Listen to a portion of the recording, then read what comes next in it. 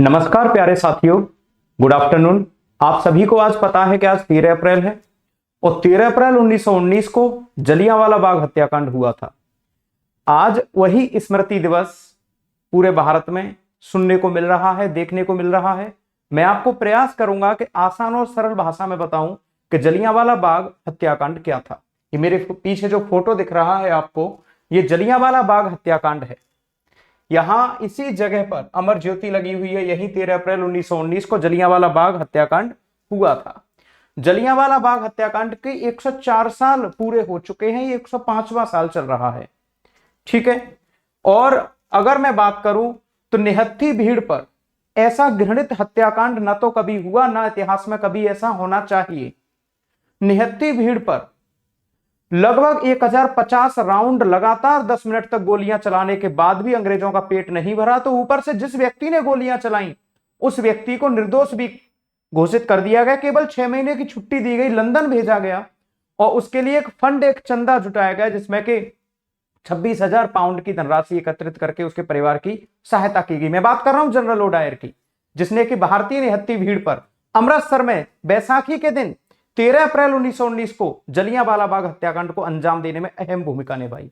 मेरे प्यारे साथियों, जलियांवाला बाग हत्याकांड, ये जो फोटो देख रहे हो, ये जो हमारे पंजाबी भाइयों के, सिख भाइयों के फोटो जो दिखाई देते हैं, आज संपूर्ण भारत जाट दिवस मना रहा है। सबके स्टेटस लगे हुए हैं, लेकिन क्यों मनाया जा रहा है? स्मृति दिवस है आज, ठीक है। तो ये देखिए, रॉलेट एक्ट आया था, एक रॉलेट एक्ट पारित किया था अंग्रेजों ने प्रथम विश्व युद्ध के वजह से 8 मार्च 1919 को। इसका जो रॉलेट एक्ट का जो अध्यक्ष था उसका नाम है सर सिडनी रॉलेट।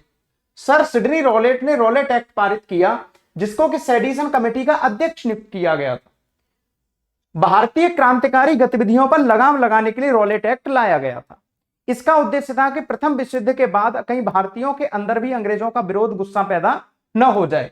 इसी विरोध और गुस्सा पर अंकुश लगाने के लिए रॉलेट एक्ट लाया गया, जिसका उद्देश्य था किसी भी भारतीय को बिना मुकदमा के या फिर बिना गिरफ्तारी का आधार बताए कि क्यों गिरफ्तार कर रहे हैं, किसी भी व्यक्ति को गिरफ्तार किया जा सकता था, किसी भी व्यक्ति पर मुकदमा चलाया जा सकता था, उसको नजरबंद किया जा सकता था। इस कानून को हम काला कानून कहते हैं। इस काला कानून के अंतर्गत नो अपील, नो वकील और नो दलील, मतलब व्यक्ति को अपना वकील करने का भी अधिकार नहीं, अपनी दलील करने का अधिकार नहीं और अपना अपील करने का भी अधिकार उसको नहीं था। मतलब एक बार जो गिरफ्तार हो गया वह गिरफ्तार हो गया। हमारे भारत में भी वर्तमान में कुछ ऐसे कानून हैं जिनको कि काला कानून कहा जाता है। तो यह संज्ञा रॉलेट एक्ट के आधार पर दी जाती है कि अंग्रेजों के समय में भी ऐसे कानून थे, काला कानून जिनको माना जाता था, और आज भी ऐसे बहुत सारे कानून हैं जिनको कि काला कानून माना जाता है। 8 अप्रैल 1919 को गांधी जी ने इस रॉलेट एक्ट के विरोध में यह कहा कि हम इसका पूरे भारत में विरोध करेंगे, एक सविनय अवज्ञा के तौर पर पूरे भारत में अंग्रेजों का विरोध प्रदर्शन करेंगे। पूरे भारत में तो पता नहीं कितना विरोध हुआ, लेकिन 10 अप्रैल को अमृतसर में भयंकर विरोध हो रहा था, लाहौर और अमृतसर में। तो 10 अप्रैल में अमृतसर के 2 लोकप्रिय नेता डॉक्टर सैफुद्दीन किचलू और डॉक्टर सत्यपाल को गिरफ्तार कर लिया। इनकी गिरफ्तारी के विरोध में पंजाब में हिंसा शुरू हो गई। भाई, किसी के तुम लोकप्रिय नेता को रॉलेट एक्ट के अंतर्गत गिरफ्तार कर लोगे तो हिंसा होगी या नहीं होगी? तो आप सभी कहेंगे गुरुजी बिल्कुल होगी, और इसलिए होगी क्योंकि ये दोनों ही वहां के लोकप्रिय नेता थे, फेमस लीडर थे। सैफुद्दीन किचलू और डॉक्टर सत्यपाल दोनों ही डॉक्टर थे, दोनों को गिरफ्तार कर लिया। पंजाब में हिंसा शुरू हो गई। उस समय लाहौर, अमृतसर में जो वहां का जो गवर्नर था उसका नाम था सर माइकल ओडायर। ये जनरल ओडायर अलग है, माइकल ओडायर अलग है। तो माइकल ओडायर ने 11 अप्रैल 1919 को लाहौर, अमृतसर दोनों जगह पर मार्शल लॉ लागू कर दिया। क्योंकि लाहौर में लागू हो गया, लेकिन अमृतसर तक ये खबर आते आते हो गई 14 अप्रैल, और ये 14 अप्रैल ही कांटा बन गई। अर्थात 13 अप्रैल को ही हत्याकांड हो गया। लोगों को यह पता ही नहीं था कि धारा 144 लागू है पूरे क्षेत्र में, जहां पर 4 आदमी इकट्ठे खड़े नहीं हो सकते। लोगों ने डॉक्टर सत्यपाल और सैफुद्दीन किचलू की गिरफ्तारी का विरोध करने के लिए अमृतसर के जलियांवाला बाग में 13 अप्रैल 1919 को लगभग 10 से 12 हजार की भीड़ इकट्ठा हुई। शाम के 4 बजे इस रॉलेट एक्ट का विरोध करने के लिए भीड़ इकट्ठा हुई थी। अब अंग्रेजों ने 2 सेना की टुकड़ियां बख्तरबंद पूरे हथियारों के साथ प्री प्लान तरीके से भेजी और उन टुकड़ियों का जो प्रमुख था जनरल ओ डायर था, जलियांवाला बाग में इकट्ठे हुए और जलियांवाला बाग हत्याकांड होना शुरू हो गया। एक ही गेट था, ये देखिए विडंबना, एक ही गेट था, अंदर कुआं था और उस गेट को अंग्रेजों ने बंद कर दिया और गोलियां तब तक चलाई गई जब तक कि अंतिम राउंड खत्म ना हो गया। 10 मिनट तक लगातार फायरिंग होती रही, गोलीबारी होती रही, उसमें लगभग 1650 राउंड गोलियां चली। यह बात मैं नहीं कह रहा, 1920 में अंग्रेजों ने जलियांवाला बाग हत्याकांड की जांच करने के लिए हंटर कमेटी का गठन किया था। हंटर कमेटी के सामने बोलते हुए जनरल ओ डायर ने यह बातें बोली कि उस समय परिस्थितियां इस प्रकार की विद्यमान हो गई थी कि गोली चलाना अत्यंत जरूरी था। अगर मैं गोली नहीं चलाता तो उल्टा मुझे ही भारतीय मार डालते। इस प्रकार की गतिविधि के लिए हंटर कमीशन ने जनरल ओ डायर को निर्दोष मुक्त किया और केवल 6 महीने की बाइज्जत छुट्टी पर लंदन भेज दिया।